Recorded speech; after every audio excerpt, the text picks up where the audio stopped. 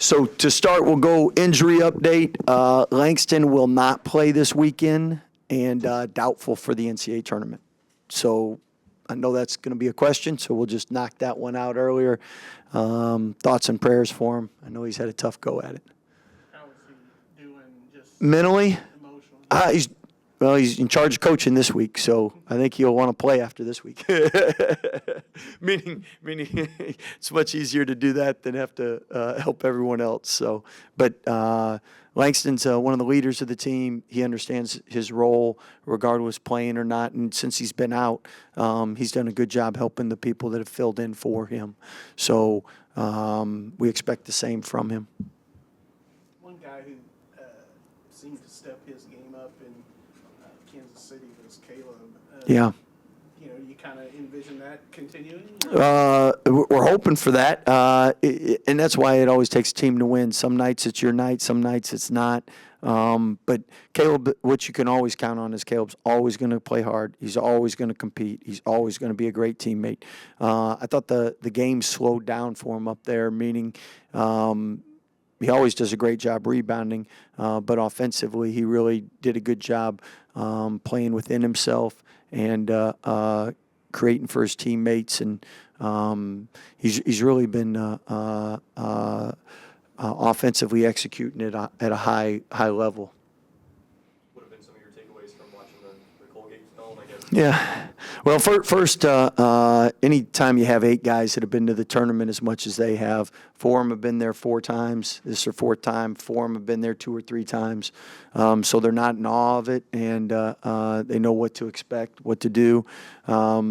They've had success in tournament games with Wisconsin, Tennessee were 7-point games, and virtually every game that they played at one point it was tied or they were leading in the second half. So it's a team that executes really well. We've played teams similar like BYU or Cornell that offensively do some of the similar things, which is helpful to face some of that. But you go into a tournament and you always want to have the experience on your side, and definitely they have that. How much have you looked at New Mexico or Clemson? So you always divide up, and someone in your staff does that. But I never look at any game other than the only one that matters. So you win, you stay, you lose, you go home. So there's no reason to. And I'm not smart enough to prepare for multiple teams. But what you always do is if there's commonalities, and the assistants that watch the other teams say, hey, we can do this, and that prepares for all 3 teams, or then you try to incorporate that on a Monday, Tuesday, something like that, Wednesday. Y'all obviously head out pretty soon. What did this practice today kind of mean, I guess, being the last one before you start? Well, I think each and every day during postseason, you want to keep improving. You want to keep getting better. And then you got to weigh the risk and reward. You want to be fresh and you don't want to be injured. So there's always that fine balance of how much contact do you do versus how much do you not do. And we got a team that likes to compete, so we probably err on the side of doing a little too much rather than not enough. And I respect and like that about this group. Practice, I guess, went into maybe stopping the slow starts, and how do you look at that in practice? And it's just like, is it getting shots up, repetition? Well, I think you can look at it. Let's start with Iowa State. The first play of the game, Jalen goes down, hit in the face or not. It's 5-on-4. They hit a 3. So, I mean, how do you plan for that? The next one, Lipsy steps on none. None falls down. That's another wide open 3. So, I mean, there's some things that, like, if we have good shots to start the game, and then on defense, it's now the third 3 they got was a defensive breakdown. So that one we can correct. But sometimes you have good looks and you miss. They have bad looks and make or freak plays, and you can't do anything about that. So I think we always try to do what we can do to control what we can control, and that is early on we want to get high percentage shots. And defensively, we don't want to give up easy ones. We've tried zone, we've tried man, and we've tried long sets, short sets, threes. So, I mean, you always keep tweaking, but I don't know if there's a perfect formula. Otherwise, we'd all have it and we'd all do it. I know normally the more experienced teams start out a little bit better than teams that might be a little more inexperienced and nervous, and that's why we try to make things simpler at the beginning of the game too. In that Iowa State game in particular, you had the 3 forward lineup with Lohner and Bridges and either Josh or Yeah. How much did you like about that, and is it hard to Yeah. just go to that after having 3 guards up there so much during Yeah. the beginning of the season? Good questions. I think it's great to have all of us play cards. You rather have more cards than less cards to choose from. And some nights you need face cards. Other nights you need low cards, depending on the game. And with us, analytically, we break down every lineup. And the lineups I like are the ones that are positive. The ones that I don't like are the ones that are negative. And we try to play to that. But again, some of that depends on the team you're playing and what you're doing. So again, Caleb playing as well as he has, it gives you another card that you can play more. And one thing is, you're never going to be out physical, or you never have to worry about playing hard when Caleb's on the court. You've talked about how Jacoby is a sponge.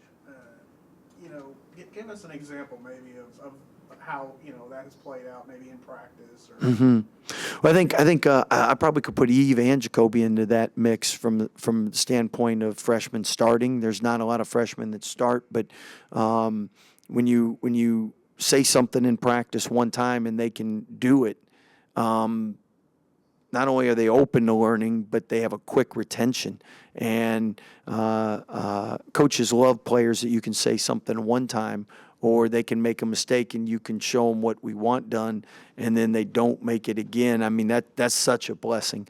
Some guys just aren't as quick of learners, and it might take half a year and they're still making the same mistake. You're like, so the fact that both of them pick up stuff quick, then it allows you to put more stuff in too. I think I'll equate it to the foreign language teaching. If someone picks up Spanish 1 real easy, you go to Spanish 2. They pick that up, you go to Spanish 3. But if until they can pick it up, you can't move on to the next thing. There's a certain humility that kind of comes with that. 100%.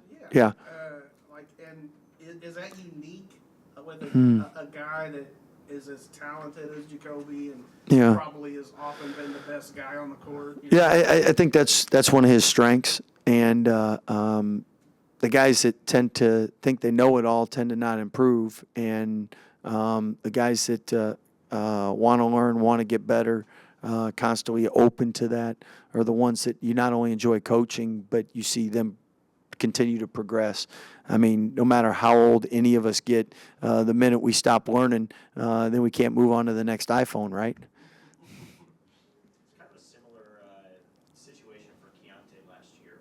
Would you see any parallels heading into this NCAA tournament that you did with Keontae, just in terms of preparing him for that, preparing Jacoby and Yves for Yeah. this tournament? Well, I think Keontae was in a different situation because he was coming off an injury, and he wasn't really 100%. He tough kid, wanted to play, and but it's hard enough going to your first NCAA tournament, but doing that and not being 100% makes it harder. And we're blessed.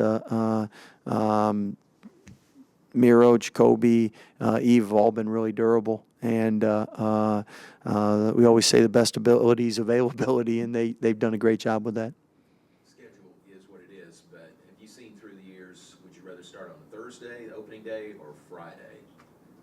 Whichever day that we win on, I would like that day. If you asked me before the tournament, I would always say Friday. And I think it's great that your players get a chance to see some of the NCAA tournament. I think it gives you another day to prepare.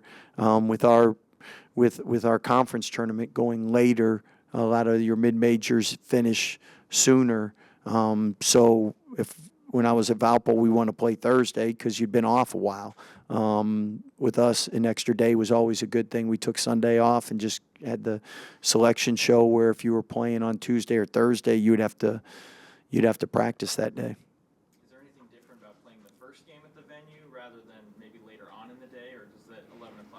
Well, the great thing about the Big 12 schedule is we've played at 11 and we've played at 9 at night. I mean, I think we've played everywhere. The older you get, it's easier in the morning. But I think the biggest thing is we're going to be ready whatever the time, because this is why you do what you do, is you want to be in March Madness and the NCAA tournament. Do you ever, just out of curiosity, do you ever fill out a bracket, or does your family fill out a bracket? And what's the consequence, I guess, for not picking Baylor or Grand Canyon? Well, if the kids want to stay in the house, they better pick Baylor. But as far as some years I do, some years I don't. It really depends on how much I got on my plate. And most years I don't pick. I don't fill out a bracket. And we're worried about controlling what we could control to stay in the bracket. Scott, you've talked about it before, but like getting guys opportunity excites you, even for the fans and stuff like that.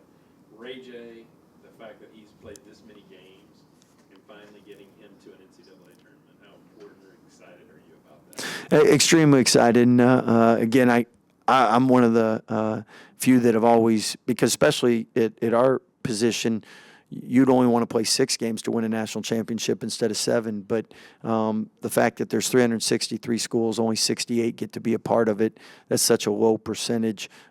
Just being a coach, a parent, wanting as many kids to experience that as possible. If they took it up to 7 games, 128 teams, I mean, my heart still goes out to all the teams that night, because if you coach long enough, you've been there where there's a chance you get in and you don't get in, and that's really hard. And thank goodness there's the NIT, but especially the low majors, mid majors that are one bid leagues. I mean, you can win your league, you can be undefeated, and a fluke play, and you're out of the tournament, and you don't get to even go to postseason now, where the NIT used to give automatic bids to the mid-major winners, and that's why there's enough parity. I mean, 128, you can go more. I mean, that's why it's March Madness. If the favorites always won, it'd just be March. Thank you, guys. How much do you guys kind of feel for Langston and everything he's been through? Scott told us he wouldn't play this weekend and probably not for the NCAA tournament. I think if I was in Langston's position, I wouldn't be handling it the way he is. He's a warrior. He's positive. He's a consistent guy. He's always working out. And so to see somebody that's consistently putting into the program not be able to play is tough. But the great thing about Langston is, I think in his mind, if he can't play, well, then he's going to be the best teammate, and he's going to be the best energy on the bench, and he's going to help us through things. You can affect the game not only on the court, but on the side as well. And so his attitude going into this is incredible, and I feel for him because he has been through so many injuries that are just random, kind of weird things, and things that have kind of been persistent and won't go away. And so I feel really bad for him, but he has one hell of an attitude. Yves, how excited are you for just your first taste of March Madness? I'm really excited. It's my first time. I just been watching on TV, so I'm really excited to get down there and just play our first game. What have the guys who've been there told you about it? It's just a different atmosphere, just something to experience like once in your life, and that's something I want to experience, just to see how it is and see how it feels. If you were watching it, the NCAA tournament, you said you've watched it in the past. Any special memories or any games that stick out in your mind? Maybe the 21 national championship game or anything? I would say the Jalen Suggs buzzer beater is the one I remember. That's probably the only game I remember for like 2 years ago, and just something I was like, oh, I wish I was in that position to see how it feels. Caleb, what's kind of the mentality heading? I mean, obviously last practice, did it feel a little bit more intense today, knowing you guys are heading to that new venue? Yeah, I mean, practice is going to be practice, and we have same old boring habits and things that we do the same the entire year. And so there's a consistency to the way Scott Drew runs practice, and nothing's new to us. Nothing's going to surprise us. We're going to prepare the same way we've been preparing all year. There is a level of excitement that's a little bit different, and so I think we're all ready to get down there and continue moving, counting the days down. What are y'all kind of expecting from Colgate, this upcoming matchup? they're a super well coached team. They have some bigs that are really good underneath the basket. We're gonna have to be the more physical, tougher team, and then just play Baylor basketball, play our game, rebound the way we do, shoot the ball, move it like we should, and I think we're gonna be all right. Not that you weren't playing with confidence before, but when you have a little stretch of games like you've had where you've been able to get in and really contribute, hit some shots, does it raise the confidence to a new level? I mean, yeah, I think anytime you're playing good minutes, your confidence goes up. But I was given opportunity, and I think I was able to capitalize off it. And my goal is to win and help the team where I can, and I was given the chance. And so, again, I think we all want to win as many games as we can, especially at this point. Every game's valuable, and so that's the mentality, I think, of everybody. It seemed like that 3-forward lineup was pretty effective. Do you feel like that's something that could be kind of a weapon or a good thing for you guys in the tournament? Yeah. I just think the length, the athleticism of that lineup, especially if we're going to play in that zone, I think could help us. But again, wherever I can help the team win, that's the goal at the end of the day. And so if there's opportunity, I'll make the most of it, and then we'll keep this thing pushing. Yves, do you feel like there's a little bit more pressure on you and Jacoby, maybe, heading into your first NCAA tournament to perform? Not really. I mean, I would just take it as any other games. For me, just like a game, you're trying to win and just trying to move forward. Anything else? Thanks, guys. Thank you.